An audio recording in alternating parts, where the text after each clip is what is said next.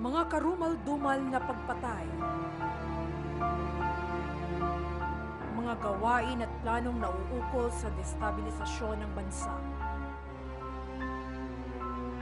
Pangangalap ng mga menor de edad na iniindoktrinahan ng komunismo upang ipangsagupas sa militar.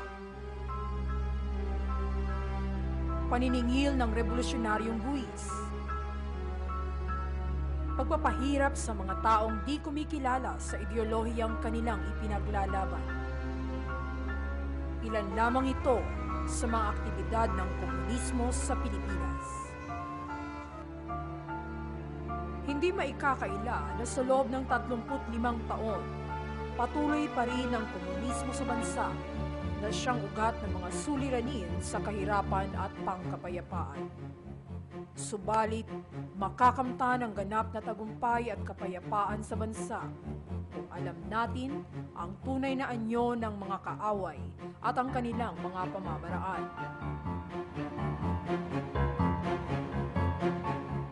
Nahahati sa 3 uri ng pakikibaka ang kaisipang komunismo. Ang una ay ang Leninismo na naniniwala sa parlamentaryo at armadong pakikibaka. Kabahagi rito ang mga kilalang organisasyong tulad ng dating Partido Komunista ng Pilipinas at Hukbong Mapagpalaya ng Bayan. Yumayakap din sa kaisipang Leninismo ang grupong rejectionist ng yumaong Filemon Popoy Lagman. Binibigyang diin dito ang uring manggagawa bilang pangunahing pwersa sa insureksyon. Pinamumunuan nito sa ngayon ang iba't ibang leader ng Unyon na kinabibilangan ni Victor Dris, Willie Fortaleza, Leody de Guzman, J.V. Bautista at Renato Magtubo.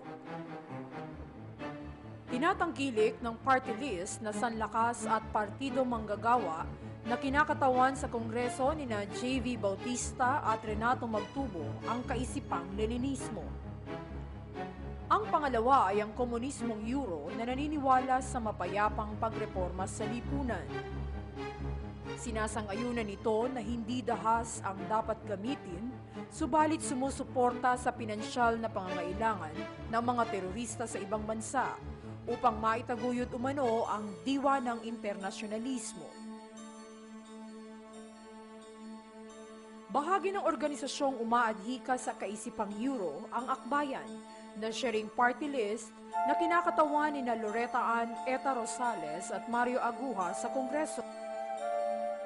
Ang pangatlong kaisipang komunismo ay ang Maoismo. Binibigyang kahulugan nito na ang uring magsasaka ang pangunahing pwersang kailangan. Isang madugong revolusyon ang dapat isagawa at ito'y magmumula sa kabundukan hanggang makubkob ang kalunsuran. Sa ating bansa, pinaniniwalaan ng CPP-NPA-NDF at ng mga organisasyong sakop nito ang kaisipang Maoismo. Nasa paumuno ni Jose Maria Sison ang naturang organisasyon ng CPP-NPA-NDF na nagsasagawa ng terorismo habang siya ay nabubuhay ng marangya sa Netherlands. Ang party list na Bayan Muna na kinakatawan ni na Saturo Campo, Crispin Beltran at Liza Masa ang umaayon sa CPP-NPA-NDF at sa kaisipang Maoismo. Tuwirang sinusuportahan at itinataguyod ng Bayan Muna ang mga propaganda ng CPP-NPA-NDF.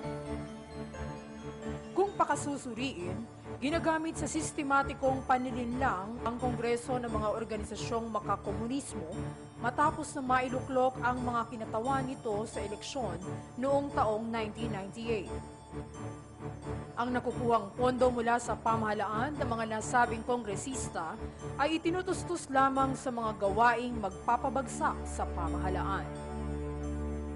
Iba-iba man ang kaisipan ng komunismo, iisa lamang ang pangunahing layunin nito, ang ibagsak ang demokrasyang sistema sa bansa upang mapalitan ng komunismo. Mabuhay! Bahagi ng sistematikong pamamaraan ng komunista ang pag-agaw sa mga bansang kaalyado ng Estados Unidos, kasabay ng pakikipagmabutihan sa mga teroristang samahan sa ilalim ng Al-Qaeda network ni Bin Laden. Sa Pilipinas, ipinatutupad ng CPP-NPA ang Tactical Alliance sa MILF na may ugnayan sa grupo ng Al-Qaeda Network. Upang pasiklabin ang damdamin ng mamamayan laban sa pamahalaan, ginagamit na issue ng CPP-NPA ang reforma sa lupa, korupsyon ng mga opisyal ng pamahalaan, kahirapan, kawalan ng atensyon ng pamahalaan sa mga mahihirap, nasyonalismo at mga dungis ng kapitalismo. Madalas ding gamitin ng mga komunista ang paksa sa karapatang pantao. Nalilinlang nila ang taong bayan upang kasuklaman ang pamahalaan habang unti-unting kinukuha ang simpatya ng publiko. Subalit kung tutuusin, walang komisyon sa karapatang pantao ang mga komunista. Nababatay sa kanilang adhikain ang pagtatatag ng lipunang walang uri, kaya't kinikitil ang maraming buhay, ang mga umano'y masasamang elemento ng lipunan at kalaban sa revolusyon upang maging pantay-pantay. Para sa kanila, ang karapatang pantao ay pagpapalakas ng kilusang komunista at pagpapalabas mula sa kulungan ng mga NPA na nasampahan na ng kaso at nasentensyahan. Ang mga isyong ito ang kadalasang nagbubunsod sa mamamayan upang sumapi sa partido, upang isulong ng mga mapagsamantalang galamay ang adhikaing maagaw ang kapangyarihang politikal sa lehitimong pamahalaan o ang tinatawag na protracted people's war na mula sa konsepto ni Mao Zedong. Tulad ng isang mandirigma, gumagamit ang mga komunista ng dalawang sandata, ang tabak at kalasag. Sa Partido Komunista ng Pilipinas na pinamumunuan ni Jose Maria Sison, itinatag nito ang New People's Army o NPA. Ang grupong ito bilang mandirigma ay gumagamit ng tabak upang patayin ang kalaban. Nakatuon ang mga kasapi nito sa armadong pakikibaka o madugong revolusyon. Pinapatay ang mga itinuturing na kalaban, ang mga opisyal ng pamahalaan na ayaw sumuporta, mga pulis, militar, at mga sibilyan na ayaw kumiling sa ideolohiyang komunismo.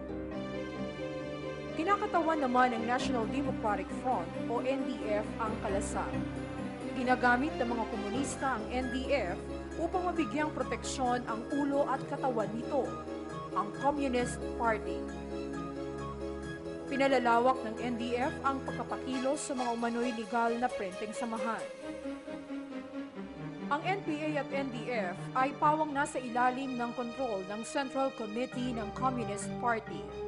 Gayunman, pinalalabas na ang NDF ang nagsisilbing payong sa lahat ng militanteng samahan upang palabasin na walang kontrol ang Communist Party sa mga makarebolusyong samahan. Karaniwang tinatarget upang maging miyembro ng komunismo ang grupo ng mga kalalakihang magsasaka o manggagawa sa bukid, mga kababaihan, mga kabataan, mga grupong mangingisda at mga grupong aktivista.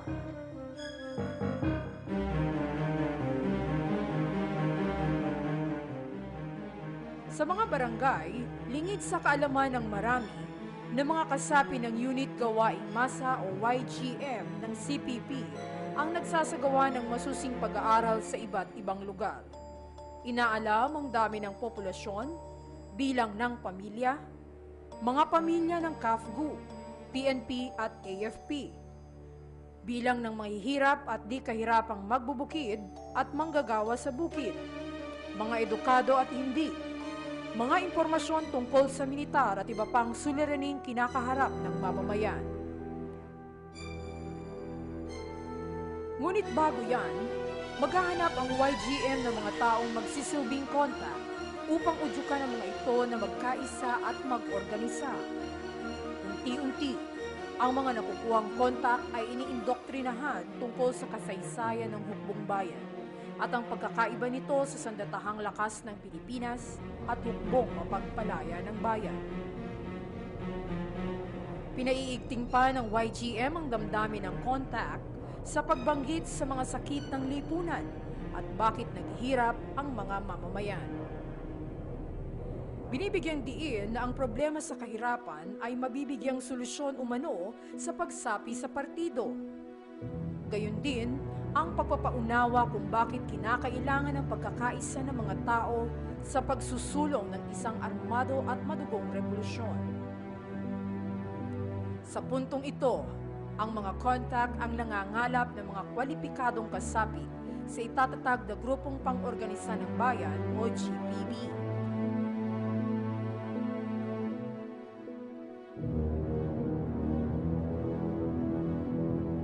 Hinahati ang samahang ito sa tatlong grupong pang-organisa ng mga magsasaka o GPM na karaniwang binubuo ng mga ama ng tahanan o kalalakihan, grupong pang-organisa ng mga kababaihan o GPKBB na pawang kababaihan ng mga kasapi, at ang grupong pang-organisa ng mga kabataan o GPKBT na binubuo naman ng mga anak o kabataang nasa tamang gulang. Parang mga payak na organisasyon lamang ito. Organisasyong unti-unting lumalason sa mga issue, ngunit kapag iyong sinuri, nagiging dahilan ito ng pagkabuwag ng pangunahing unit ng lipunan, ang pamilya.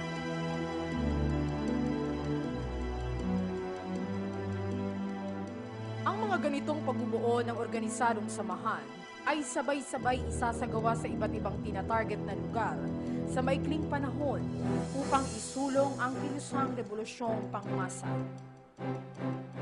Gagamitin ng partido ang issue tungkol sa revolusyonaryong programa sa reforma sa lupa upang makahikayat ng mga taga-barangay na makikiisa at sasapi sa itinatatag na samahan. Hanggang sa ang isa ay mabuyo, maindoktrinahan ng mga turong pangkilusan at tuluyang higupin ang buong pagkatao hanggang sa hindi na makakawala sa loob ng partido. Kapag nabuo na ang GPM, GPKBB at GPKBT, ang mga kasapi nito ay papag-aaralin ng mga espesyal at pangkalahatang kursong pangmasa upang maihanda sa pagsasagawa ng mga gawaing pag-aklas. Layunin ng mga aralin na ipabatid sa mga mamamayan ang mga pamamaraan at panuntunan ng komunista upang mabigyang solusyon ang mga sinasabing karaingan ng sambayanan. Sa paulit-ulit na kasinungalingan ukol sa umunoy bulok na sistema ng pamahalaan, nagiging makatotohanan ito sa pandinig ng bawat mamamayan. Kapag nalaso na ang mga kaisipan, galit sa pamahalaan at pag-aalsa ang madarama ninuman. Dahilan ito upang lumahok sa iba't ibang malawakang protesta na sa dakong huli mas bibigyang prioridad na ang isinusulong ng kilusang komunista. Bahagi na isinasagawang taktika ng komunista ang pag-oorganisa sa mga manggagawa. Ipinangangako sa uring manggagawa na maiaangat ang kanilang kalagayan, maitataas ang sweldo at mga benepisyo sa pamamagitan ng pagtatatag ng isang palabang unyon na maaaring magresulta sa tuluyang pagsasara ng mga kumpanya.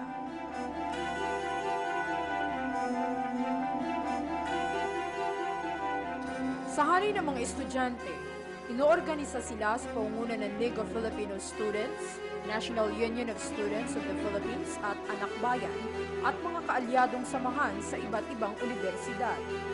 Tinututulan ng samahan ang komersyalisasyon sa edukasyon. Nabibighani ang mga estudyante sa ideolohiyang komunismo dahilan sa matatamis na pangako, namumundok at tuluyang sumasapi sa kilusan. Sa katunayan, karamihan sa mga estudyante naging political cadre ng bawat unit ng NPA.